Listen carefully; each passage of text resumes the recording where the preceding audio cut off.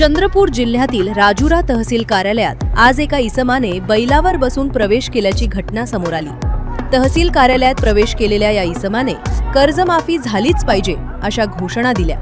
दिवाकर पाहनपटे असं या व्यक्तीचं नाव असून तो राजुरा तालुक्यातील भोयेगाव येथील रहिवासी आहे। दिवाकर पाहनपटे यांनी केलेल्या या विचित्र प्रकारामुळे काही काळ तहसील कार्यालयात गोंधळ उडाला।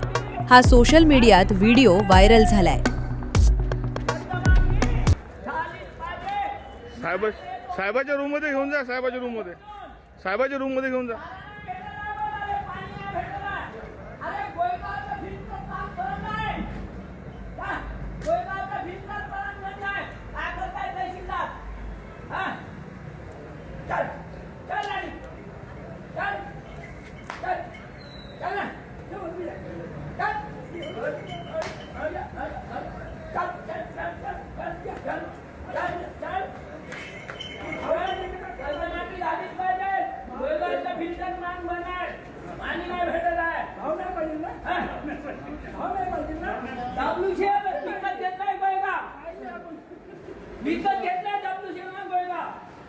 सुविधा काहीच नाही।